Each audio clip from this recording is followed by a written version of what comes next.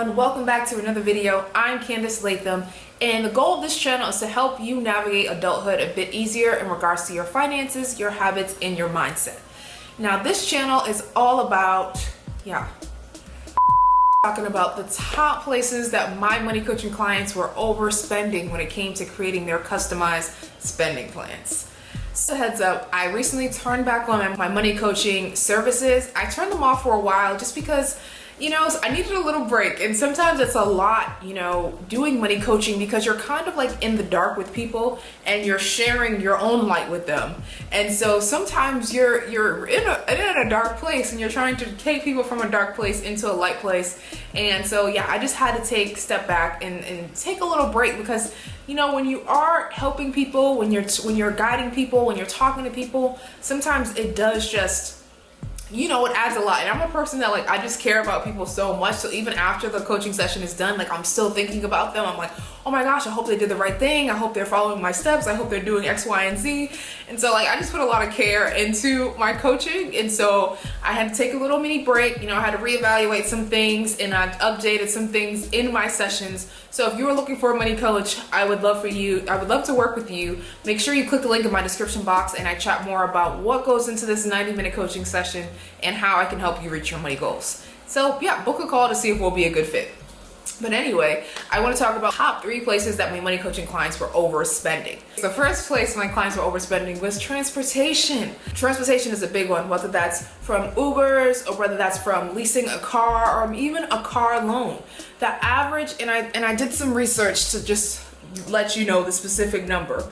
But according to NerdWallet, the average monthly car loan payment in the US was $530 for new vehicles and $381 for used vehicles. Now, according to a credit reporting agency Experian. But the average lease payment was $430. I had one client who they had bought a new car and their car payment was about $400. So that was a big chunk of their monthly income was going to just transportation. And they were in a situation where they had to, they were trying to move to a nicer apartment. But after we sat down and we were creating their customized spending plan, and I call it a spending plan rather than a budget because a budget makes you feel so restricted. But customized spending plan makes you if I stick to this spending plan, it's going to help me reach my goals. So when we would do the spending plan, he realized that since a lot of his money was going towards his car, at this moment he couldn't really afford to get a nicer apartment because he just didn't have any extra wiggle room left in his spending plan. And he wishes that he would have done the numbers. He wishes he would have met with me before he actually went to go get this car, but unfortunately, that wasn't the case. But so he actually had to stop the process, stop the application for his new apartment and just stay in his old apartment. But he's glad that he was able to meet with me to create that spending plan, to look at the numbers and to realize that, he really can't afford to upgrade to a nicer apartment at this moment. And I think sometimes we have to take a hard look at where we are. We have to evaluate the numbers. Sometimes we don't want to because it's not always fun, but figuring out where you are is going to help you get to where you want to be eventually. It might not happen tomorrow, it might not happen next month. It might take some time, but I think it's still an important thing to evaluate. Even if you're afraid, you got to choose faith over fear. Okay, so the next place that people were overspending is, can you guess? Food, okay? Food and alcohol, entertainment. And so it's so easy to overspend in these places because, we all want to have a good time. We want to make sure that we are allocating money in our budgets for some fun, but we can't get too crazy, okay? We can't just, just be eating out so many times and drinking alcohol. The one month where I actually decided that I wasn't going to drink alcohol, I saved so much money because it's just one glass of wine could be anywhere from $10 to $13. Or more even some places. And it's just I can buy a whole bottle of wine for that and I can get one glass for that price. Looking at the numbers, logging into your bank accounts, logging into your credit card statements and seeing how much are you actually spending dining out? How much are you spending on alcohol? And what can you actually afford to spend on these things? Do you need to cut back? Do you need to readjust? Again, it's all about readjusting where we currently stand and asking ourselves, does this make sense for where I'm trying to be? Does this make sense to help me reach my goals? Am I currently reaching my goals? And what's stopping me if I am not reaching those goals right now at this moment?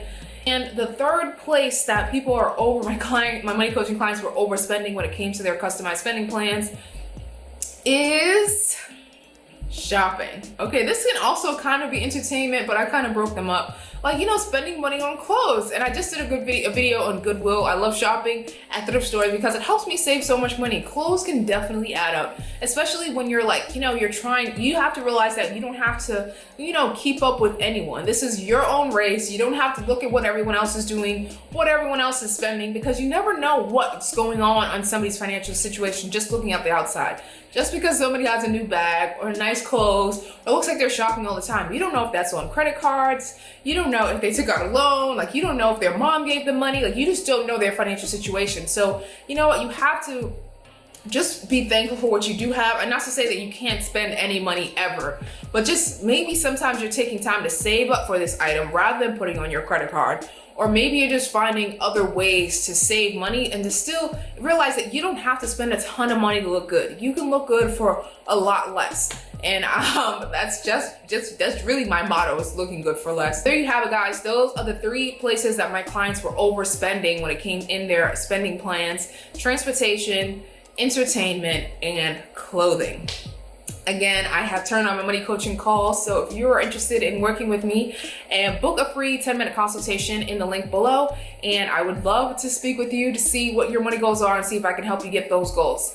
Now, just a disclaimer, I am not a financial advisor, so I cannot help you with investments. That's the one area that I can't legally give you advice on, but I can direct you to some people who can help you with your investments. If that's something you're interested in, I will leave those people in the description box as well. These people are trusted people who are teaching people how to properly invest their money. I'm gonna leave that in the description box below. In the personal finance space for years. I'm self-taught, financial planning class. I've read a lot of books. I've worked with people. I've been able to get my own self results. So that's how I'm able to help other people who are wondering, like, how does Candice know all these things? How can Candice help me? That's how I can help you. But thank you guys so much for tuning in. Any questions, make sure you drop those in the comment box below. And until next time, I will see you guys later. Bye, guys.